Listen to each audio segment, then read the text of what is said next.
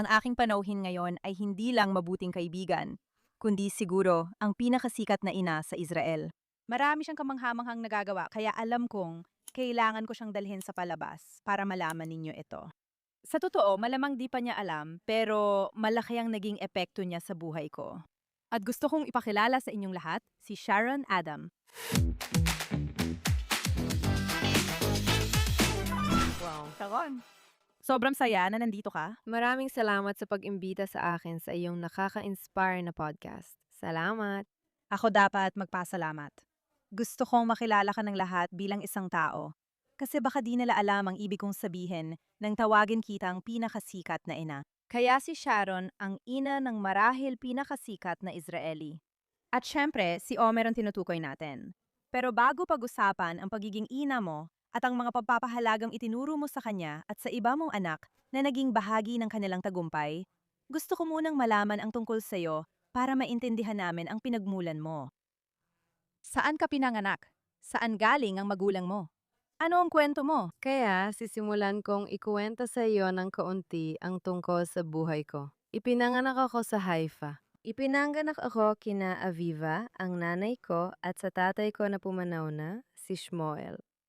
At mula nang ako ay 4 na taong gulang, nagsimula na akong sumayaw. Kaya ang sayaw ay naging buhay ko na. Hindi ganun kaganda ang relasyon sa loob ng bahay tulad ng maraming ibang tahanan. Kaya pakiramdam ko, kailangan kong pumunta sa isang lugar para mapunan ang aking damdamin, ang aking kaligayahan. Kaya sa balay ko, ito nahanap. Kaya sumasayaw ako araw-araw, linggo hanggang biyernes, ng 4 na oras. Ito ang pinakamagandang nagawa ko para sa sarili ko. At mula noon, sumasayaw na ako sa festival. Sumasayaw ako sa entablado ng Cesaria nung ako'y 12 taong gulang sa balay ng kumpanyang Israeli. Ito ang buhay ko. At noong ako'y 18 taong gulang, nag-aral ako sa Wingate Institute para maging guru ng sayaw. At naging isang koreograpo ako. At nagtuturo ako ng sayaw mula nung ako'y 18 taong gulang hanggang mga 30 taon. Nagkaroon ako ng mga estudyante, mga batang babae mula 6 hanggang 18 taong gulang at nagkaroon ako ng mga grupo at alam mo na bilang isang koreograpo. Nagpapatugtog ako ng musika at sumasayaw. Ito ang buhay ko. Pangarap ko sa buong buhay ko na ang bahay na itatayo ko ay magiging masayang tahanan. Magiging tahanan ng pagmamahalan, pagkakaisa, isang bagay na hiniling ko sa buong buhay ko. Meron akong lola na sobrang malapit sa akin, si Java, na nagturo sa akin ng maraming bagay tungkol sa pagiging asawa, pagiging ina, at kung paano maging elegante. Galing siya sa Poland, Warsaw, at siya ay talagang aristokratiko. At mga diamante at kagandahan, magandang babae, at ang buhay, alam mo, ng Mataas na uri. itinuro ito sa akin sa bahay niya. Ang nanay ko ay isang magandang babae at siya ay isang artist at isang manunulat. Nagsusulat siya ng mga libro at marami siyang ginagawa tungkol sa Hudaismo. Ipinapakalat niya ang liwanag ng Hudaismo sa buong mundo. Kasali siya sa Biennale sa Vienna at isa siyang napakagaling na artist. Lumaki ka ba sa isang relihiyosong tahanan? Hindi talaga. Magkaibang nanay at tatay ko, parang puti at itim. At ang nanay ko, anong tradisyon, alam mo, nagsisindi kami ng kandila at nagkikiddish kami sa bahay ni Safta. Kaya napakahalaga nito sa akin hanggang ngayon. Ang lolo ko, si Joseph, dati siyang sumusulat ng mga aklat tungkol sa gematria. At ang gematria ay isinulat para sa bar mitzvah. Boy? Ginagawang numero ang mga letra at kinukwenta ang kahulugan ng mga ito. Tama, binibigyan siya ng regalo para sa kanyang bar mitzvah. Kaya ito ay nagmula sa aking lolo na galing sa Tiberias at ang nanay ko ay ikawalong henerasyon na sa Israel, Israeli. Ikawalong henerasyon. Ang kanyang ama, lolo sa tuhod na tinatawag na Rabbi Menachem Sendel.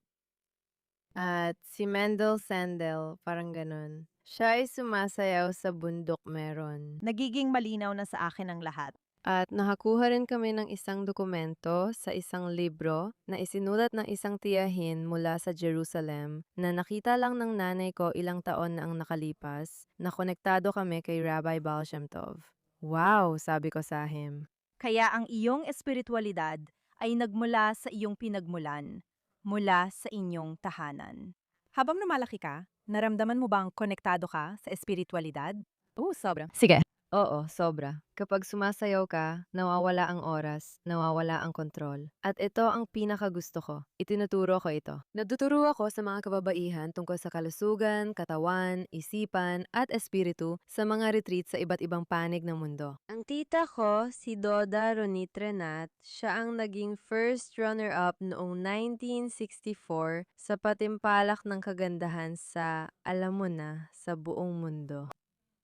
Miss Universe. Runner-up din siya sa Miss Universe. Unang runner-up siya, palagi niyang pinaramdam na kumpleto na siya. Nagpakasal siya sa Beverly Hills, namuhay siya ng lubos, at hanggang ngayon, nakatira pa rin siya doon. May mga anak siya, pati mga apo.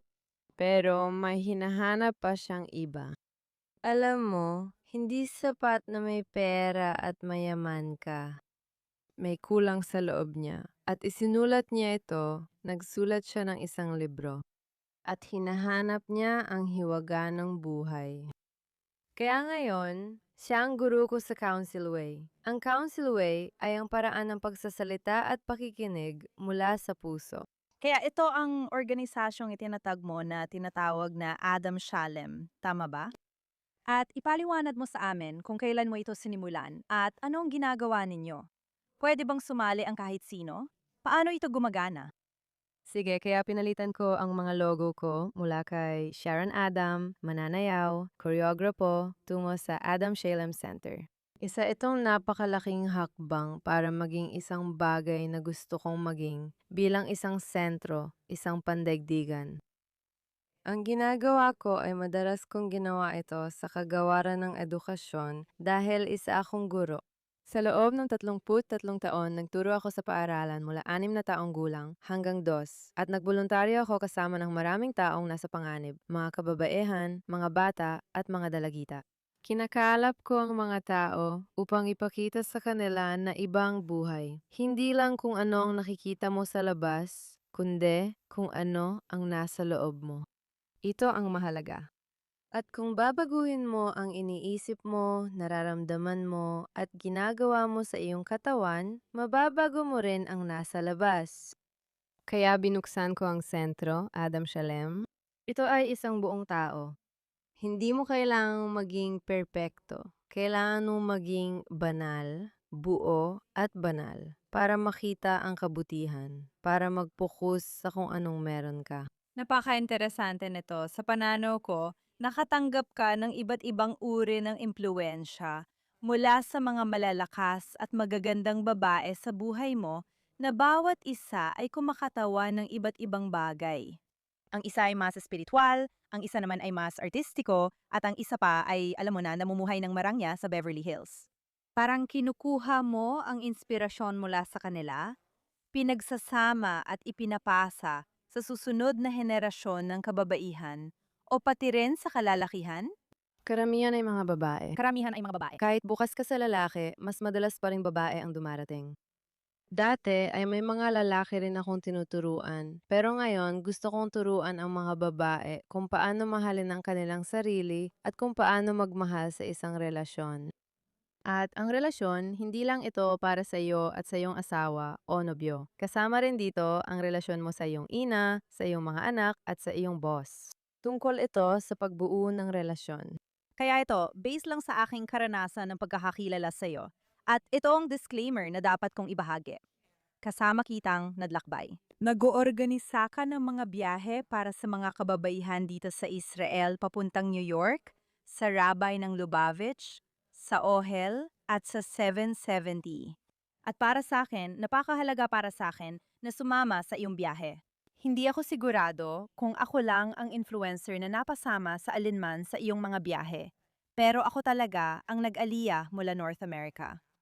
Pero para sa akin, dahil parang meron akong parehong pananaw, alam mo na, bilang isang nasa Israel, Israeli ang mga magulang ko, pero nakatira na rin ako dito ng 19 na taon. Pero lumaki ako sa Canada. Para sa akin, palaging kakaiba na makita kung paano. Alam mo, ang pagiging Hudyo mo, kung ikaw man ay gaya ng sabi mo relihiyoso o hindi, sumusunod sa kosher o hindi, walang puwang para pagtalunan ang pagiging Hudyo mo. Napaka-personal nito at halos lahat sa North America ay nirerespeto yon. Na alam mo, gawin mo kung ano ang gusto mo, kahit ano pa yon. Pagdating mo sa Israel, nagiging malaking issue ito. Saan ka sa relihiyosong spectrum? Paano ito konektado sa iyong mga pananaw sa politika? Laging sinusubukan ng iba na ikahon ka. At talagang magkaiba. Ang Hudaismo sa Israel at sa diaspora ay magkaibang-magkaiba. At napaka-interesante para sa akin na makita kung paano mo dadalhin ang isang grupo ng mga Israeli influencer na malamang lahat ay ipinanganak sa Israel maliban sa akin at siguro isa pa. At sa totoo lang, sa New York at hindi sa banal, nalupain nila unang naramdaman ang koneksyon sa kanilang espiritualidad. Tama. Napaka-interesante nito.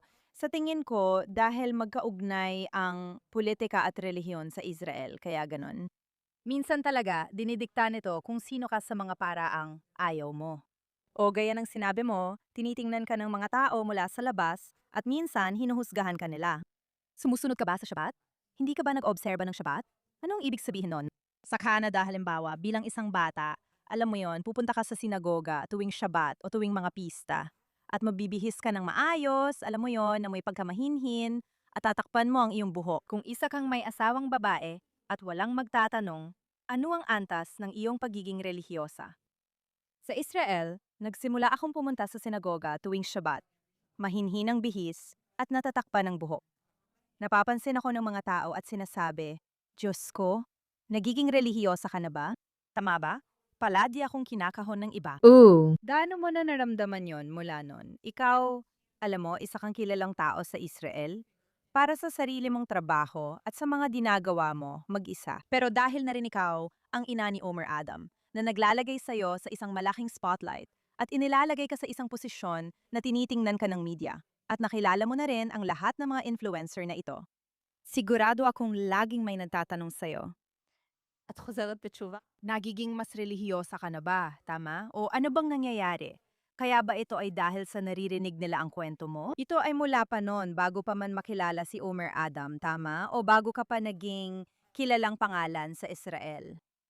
Nakita mo ba ang epekto dahil kilalang kilala ka, maraming koneksyon, dahil sa kung sino ang anak mo? Napapansin mo ba na mas malalim pa ang tanong ng mga tao? Relihiyoso ka ba? Sinusunod mo ba ang Shabbat? Kumakain ka ba ng kosher? Gusto ba nilang malaman ito mula sa isang uri ng... Tabloid na pananaw? Hindi. At meron din akong programang Shabbat na sinabi ko, disclaimer, hindi ko sinusunod ang Shabbat pero gusto kong maging mas konektado pa kay God palagi. At nakikita ko ang direktang koneksyon sa pagitan ng pagkonekta sa sarili ko at pagkonekta kay God dahil ito ay mga values. Hindi ako tinatanong ng mga tao, ako ba? Ako ay totoong ako. Nagpapaka-Sharon ako. Pumupunta ako sa party. Kinukunan ko ng video ang sarili ko sa performance ng mga anak kong lalaki. Kumakanta rin sina Roy at Gal. At ito ang pinakamagandang bagay na makita silang lahat na magkakasama. Ang itinuturo ko ay ang bitawan ang iyong isipan. May mga taong namumuhay gamit ang isip pero gusto ko namang mamuhay at kumonekta sa puso ko. Paano ako makakonekta? Gusto kong magmula sa isip papunta sa puso ko. 15 sentimetro lang, pero minsan 70 taon bago marating. May mga taong nabubuhay dito na hindi nararamdaman ang tunay nilang gusto. Hindi nila nararamdaman sa kanilang kutob kung ano talaga ang paraan ng kanilang pamumuhay. Tama ba? Kaya ito ang itinuturo ko. 7 kasangkapan para mag-connect ang iyong isipan, puso at katawan. Kaya. Pwede mo bang ibahagi ang isa sa amin? Oo. Kapag ginagamit ko ang isipan, tulad ng pagme-meditate, nag-circle ako, sumasayaw ako, ito ang mga kasangkapan. Mag-isip mula sa aking puso. Walang anuman sa labas, lahat ay nasa loob. Pwede akong magbago, mag-isip, malungkot, o maging masaya. Ako ang pumipili. At pagkatapos ay makinig mula sa puso. Walang paghuhusga at walang sagot. Sagot. Sagot. Kapag iniwan mo ang pagsagot at iniwan mo ang paghuhusga at ito ay isang panghabang buhay na gawain, nagiging bukas ang iyong puso at natututo kang tumanggap. Humiga ka lang at huminga at makinig sa mga taong kausap mo. Hindi ikaw yon, pero makakahanap ka ng bagay na pwede mong mapag-ugnayan. Paano ka praktikal na nagtatrabaho ngayon kasama ang mga kababaihan at ano ang resulta ng mga pagpupulong ninyo? Ngayon, kababaihan na lang ang dinadala ko sa 3 araw na retreat. Sa 3 araw, alam at nararamdaman ko, pati feedback, na talagang nakakapagpabago ito ng buhay. 3 araw yon na ibinubuhos ko ang lahat ng pagmamahal ko, lahat ng pag-aalaga ko, at lahat ng mga kasangkapan ko sa napakalawak na perspektibo. Pakiramdam ko, ang mga retreat ay parang pagbubukas ng mga isip na nagbabago ng buhay. May isang babae na nagsabi sa akin, para itong pumunta sa human. Hindi ko na kailangang pumunta sa human. Kailangan kong makita kung ano ang ginagawa mo. Una, sa lahat, nagiging magkaibigan ang mga babae. Nagkakasama sila, nagiging isang komunidad sila na napakahalaga ngayon sa panahon na yon. At pangalawa, nagsisimula silang mahalin ang kanilang sarili. Nagsisimula silang mag-isip ng iba. Nagsisimula silang magbukas ng puso. Sabi niya, hindi ko pa ito nasabi sa asawa ko. Ngayon, pinauupo ko siya. Hindi ko alam paano siya kausapin, kaya tinatago ko lang sa sarili. Pero ngayon, marunong na akong makinig. Ang malasakit na pakikinig at taos-pusong pagsasalita ay kasangkapan na maaring matutunan. Napakahalaga na matutunan ito dahil kapag alam mo kung paano magsalita at ipahayag ang nararamdaman mo, tunay kang konektado sa sarili mo at doon mo mabubuo ang iyong buhay at ang iyong relasyon. At napakahalaga para sa akin na ituro ito sa bawat babae ngayon upang mapagaling ang iba pang mga relasyon. Kaya ito ay isang bagay na itinuro mo na sa mga anak mo at araw-araw ninyo nang ginagawa, tama ba? Ito ay isang bagay na palaging nangyayari sa inyong tahanan. Oh. Paano mo sa tingin nakaapekto o masasabi kong naghanda kay Omer para sa napakalaking kasikatan na makakamit niya sa napakalaking tagumpay? Oh, siya. Sa tingin ko, para maging isang bituin at maging sikat na sikat, kailangan mong magkaroon ng ugat, matibay na tahanan, matibay na pundasyon na babalikan. Araw-araw, gabi-gabi, sa bawat pagkakataong ikaw ay nadarapa.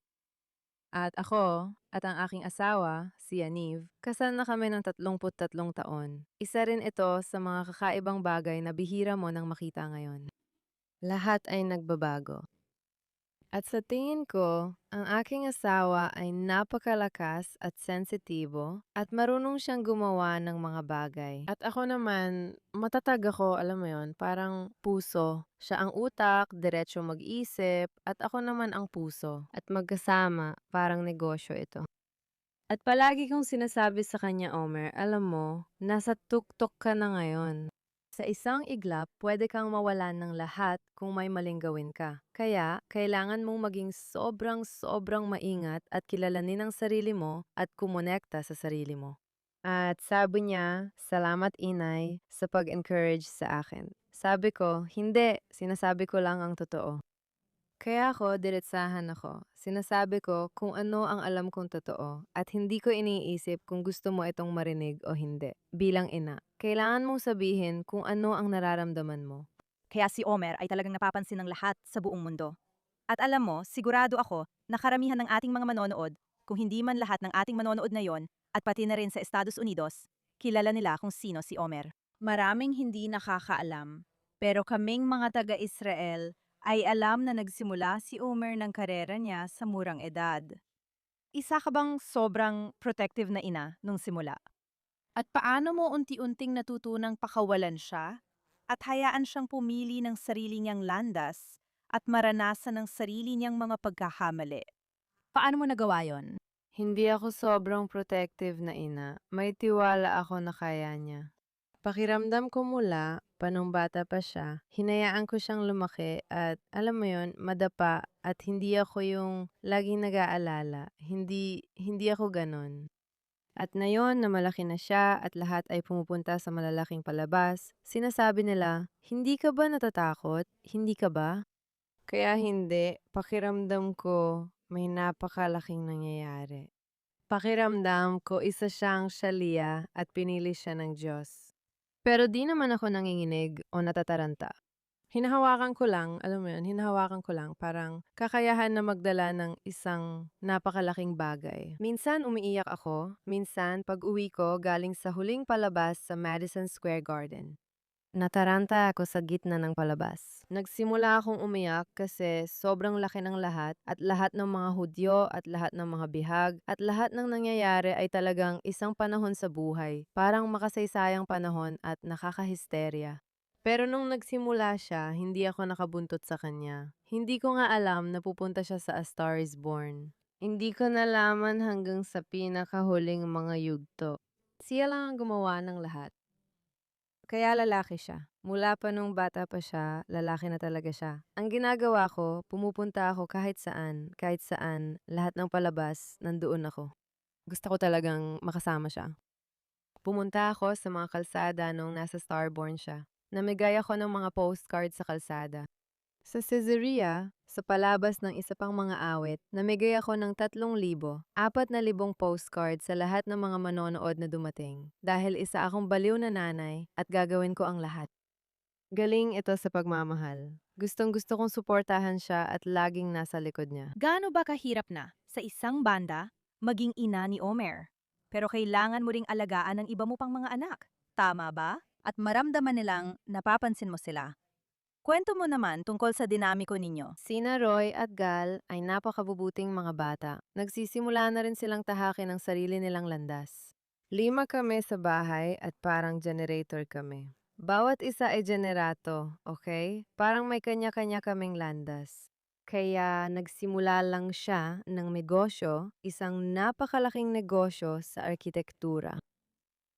At kumakanta rin siya. Si Gal ay sumusulat at siya ang sumulat ng kantang Melcatado. Sumulat siya ng kanta para sa kapatid niya. At kasama rin si Oda, oo. Tama. Sabay nilang isinulat yon. Kaya mula nung ikapito ng Oktubre, ibig ko sabihin, interesado akong malaman kung may napansin kang pagkakaiba mula nung ikapito ng Oktubre, pero palaging merong isang uri ng pagkapuot laban sa mga Israeli, lalo na sa mga Israeli sa larangan ng sining. Halimbawa, ang BDS na sinusubukang pigilan ang mga performer na pumunta sa Israel para magtanghal, pero sinusubukan din nilang pigilan ang mga Israeli performer na magtanghal sa iba't ibang panig ng mundo. Interesado akong malaman, may napansin ka bang pagkakaiba bago ang ikapito ng Oktubre at pagkatapos ng ikapito ng Oktubre? Naranasan na bang mapigilan si Omer dahil sa BDS? Nakakatanggap ba siya ng mga mapanirang komento dahil alam mo na siya ay napakasikat bilang isang Israeli na mga awit? Madalas nakakalimutan ng tao na tao rin si Omer, tama? Para sa kanila, kinakatawan niya ang Estado ng Israel at lahat ng ginagawa ng IDF at lahat ng ginagawa ni Bibi Netanyahu para sa kanila. Si Omer ang sumasagisag sa lahat ng iyon. Kaya siguro dalawa ang tanong ko. Una, naranasan mo na ba makaharap ang BDS o anumang katulad nito? At pangalawa, paano mo bilang isang ina inihanda si Omer para harapin ang bigat ng responsibilidad na yon sa kanyang balikat? Una sa lahat, pagkatapos ng ikapito ng Oktubre, binuksan niya ang Hamal, isang lugar para tumulong sa mga sundalo at sa hukbo at tumulong sa digmaan. At iyon ang pinakamanghamanghang panahon para sa kanya bilang isang tao na magtipon ng mga hindi kapani-paniwalang tao ng mga voluntaryo. At para bang binuksan niya ang kanyang puso at nakita niya ang ibang uri ng buhay. Isa itong pagkakataon noon para kay Omer na maging ordinaryong tao. Lahat ng tao pumupunta doon para lang kumuha ng damit. Hindi ko rin alam lahat ng ginawa niya doon. At pagkatapos ng ginawa niya sa taxi, nagmamaneho at naghahatid ng mga sundalo mula Eilat hanggang Rosh Hanikra. Alam mo, Hindi ko alam. Hindi ko alam. nakuha niya ang parangal ng pagkakaisa mula sa Pangulo. Sige. Nakuha niya ito para sa kanyang proyekto sa taxi. Nag-organisa siya ng mga taxi driver. Taxi at Omel Adam. Nagbayad siya para sa sarili at nagdala ng pera mula sa labas para magdala ng sundalo. Mga sundalong panglaban lang. At para dalhin sila mula Gaza, mula Lebanon, mula kahit saan, pauwi agad. Wow. Dahil ayaw nilang mag-hitchhike at baka may dumukot sa kanila. At talagang kamangha-mangha ang ginawa niya. Kaya pakiramdam niya ay isang totoong kamangha-mangha maging si Omer. Hindi titulo, Omer. At sa tingin ko, lahat ng mga Hudyo, mga komunidad, gusto pa ng higit. Gusto pa nilang dumating siya, lalo na ngayon, syempre, at dahil sa antisemitismo. Kaya dapat mangyari sa New York, pero baka hindi, at baka oo, dahil sa sitwasyon. Dahil ba sa seguridad, o dahil may mga taong nagtangkang pigilan ito? Seguridad. Sa tingin ko, natigil ang Paris dahil sa antisemitismo at baka mangyari ulit ito. Gusto nila talaga ang Paris sa Pransya, grabe talaga. Pero sa tingin ko, based rin sa mga malalaking influencers sa New York, kailangan nating magpatuloy. Magpapatuloy tayo? At pumupunta kami kahit saan para magdala ng kasiyahan para pagsamahin at pag-isahin ang mga Hudyo. Parang? Araw ng Kalayaan. Alam mo ba ang nangyari sa Madison Square Garden pagkatapos ng palabas? Parang Yom Ha'atzmaut. Lahat ng tao may dalang bandila ng Israel, sumisigaw, nagsasayawan, at hindi kapani-paniwala. Kaya nung narinig ko magpe-perform siya sa Madison Square Garden, ang una ko naisip ay, wow, Kol Hakavod. Parang yon ay isang pahayag, alam mo yon, bilang isang sikat na artista sa Israel. Nakipag-ugnayan na ba siya, siguro, sa mundo ng mga Arabo? May nakasama na ba siyang Arabong mga awit sa collaboration? Ang tinutukoy ko ay bago pa ang Oktubre 7 dahil mula nun, mas mahirap na siguro sa magkabilang panig gawin yon. Pero may nangyari na bang ganon dati? Oh, alam mo yon, naisip na ba niya o nakausap mo na ba siya tungkol sa paggamit ng kanyang plataforma bilang isang mga awit para maiparating ang mensahe natin? Siyempre, nag-usap kami, komplikado kasi. Sobrang komplikado talaga. Nasa Dubai siya, alam mo naman. Minsan nagpa-picture siya kasama ang Egyptian na mga awit at masama talaga ang naging epekto nito sa kanya. Para sa Egyptian, gusto nilang tanggalin siya sa lahat ng palabas. Kakakilala lang nila sa isang pagtitipon. Oo. Salamat. Oo, pinag-isipan kung paano ito gagawin at kailan ito gagawin. Pero hindi ko alam. Nasa kanya na yon. Sige, kwento mo naman sa amin ng kaunti tungkol sa bagong komunidad na itinayo mo, na isang komunidad ng pamumuno para pag-isahin ang mga Hudyo. Ikwento mo, ano ito? Sige, nagsimula ang mga leader ng komunidad ng mga babaeng Hudyo noong 2018. Ah, Bago ang COVID. Sinimula namin ito, ako, si Miush Telson at si Nama Adler Coral. Nagsimula ito at pagkatapos ay nagsimula ang COVID-19. Kaya parang mga ugat pa lang ito noon. At ngayon, sa 2024, sinimulan namin ulit ito. Sina Nama Adler Coralny at Rabanita Khalbazak. Nagsimula kami ng bagong pundasyon para mangyari na tanging mga Hudyo, tanging mga babae, tanging malalaking leader na may malalaking komunidad lang ang magsasama-sama. Una, para sa kapayapaan, pagmamahalan, pagkakaisa, at mas makilala ang isa't isa. Ito pa lang ay kamangha-mangha na dahil makakatulong kayo sa isa't isa na magtanim ng mas maraming ugat, mas marami pang kamangha-manghang bagay. Nagkaroon na kami ng 6 na pagpupulong sa pagitan namin at mula 20 ay naging 100 at 20 kababaihang leader na kami. Kaya kung pipindutin natin ang button, kung sasabihin natin ngayon, lahat kayo ay tumutulong sa mga pamilyang sugatan sa programang ginagawa natin ngayon. Kaya para itong milyon-milyon sa Instagram, TikTok at sa mga site. Sige. Ang gusto namin gawin ay pagdugtungin ang mga mahahalagang kababaihan para mas makilala nila ang isa't isa. At dinadala namin sila sa isa sa Jerusalem at inilalagay namin sa kotel. Salamat. Kailangan mong baguhin ang iyong isipan sa halip na gusto mo lang magsabi ng salamat. Ito ay pakikipag-usap gamit ang liwanag sa lahat ng oras. Magpasalamat ka sa iyong asawa. Magpasalamat ka sa iyong anak na babae, sa iyong mga anak na lalaki. Magpasalamat ka rin sa iyong sarili. Ito pa lang, kung sisimulan mo ang bawat post, kung isa kang influencer, magpasalamat ka sa isang tao. At pagkatapos, huwag mong buksan ang balita na puro masasamang bagay ang nakikita mo. Gusto natin ng magagandang balita. Kaya kakaunti lang ang mga leader na tumututok lang dito. Puro magagandang balita lang. Dahil binabago nito ang kontrol sa isipan mo. Tama ang pananaw mo Tama. At sinubukan ito sa mga bata. sa mga matatanda. Nagsisimula silang mabuhay. Nagsisimula silang maging masaya at gumagawa ng mas maraming bagay para maging epektibo. Pero laging napapansin ng mga tao ang masasamang balita na dumarating sa atin. Nakaupo lang tayo na parang tamad at wala tayong ginagawa. Kailangan mo itong baguhin at buuin. Isa ito sa mga gusto naming gawin. Nakuha ko ito ng libre. Shiltekot sa Ayalon. Mga billboard sa Ayalon, oo. Nagpapasalamat para sa mga sundalo, salamat para sa mga ina. Kaya talaga, salamat. Gusto naming pasalamatan kayong lahat. Hindi ito. Binabaliwala ang nangyayari dito. Kaya baguhin ang pananalita. At ngayon, pumunta rin kami sa gubat sa Petah Tikva. Ng mga posibilidad na magmeditasyon ng sabay-sabay, sumayaw, manalangin, kumanta, at bumuo ng bilog. At dinala namin sina Pamela Crayman at Lori para magkwento tungkol sa Sisters of Resilience. Tama ba?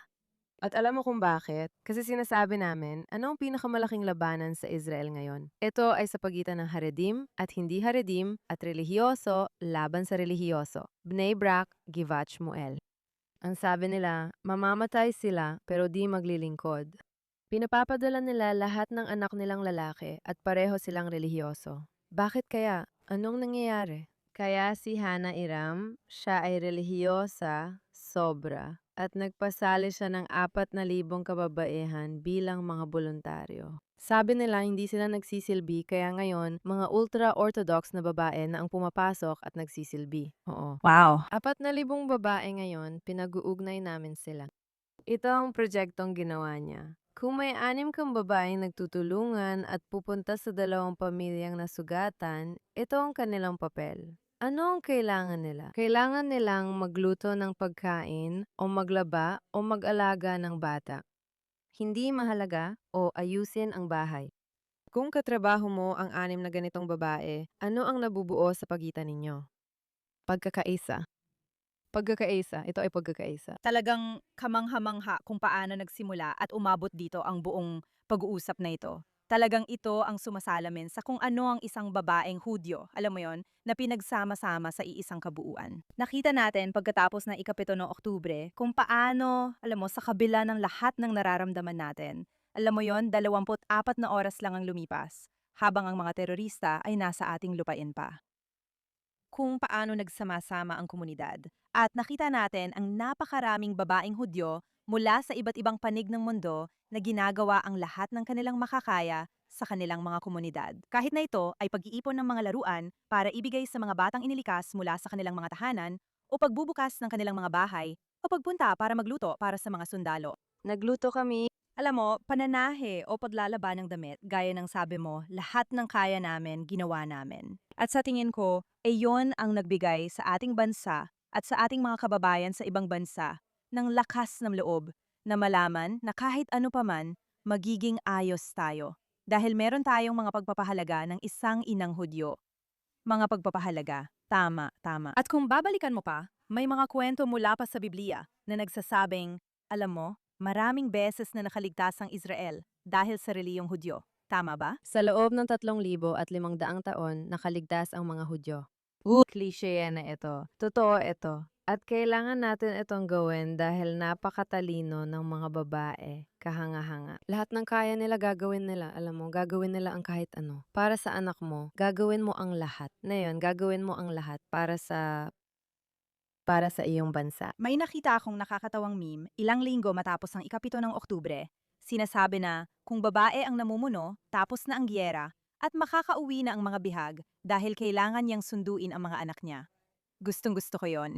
Ang susunod naming gustong gawin ay pumunta sa Knesset at magsama-sama kaming lahat ng babae at mga leader ng pagkakaisa roon. Iyon ay magiging hindi ka panipaniwala. Talagang kailangan itong gawin dito sa ating bansa. Kailangan nating makakita ng mas maraming babae sa ating pamahalaan. Tama. Kailangan nating makita ang mga babae sa ating pamahalaan na nagsasalita ng iisang wika. Tama, napakaliit na ng mundo ngayon. Kailangan nating maging isa. At kapag tayo ay nagkaisa, dun lang natin kayang mapagtagumpayan ang lahat. Lahat. 100%. Gusto kong magpasalamat sa inyong pagsama at pagbibigay liwanag. Ramdam kong mas maliwanag ang silid. Maraming salamat sa panonood. Manatiling nakatutok dahil marami pa kaming interesanteng panauhin. Kaya mag-subscribe at i-click ang bell para hindi mapalampas ang susunod naming video. Sana'y maging maganda ang inyong linggo.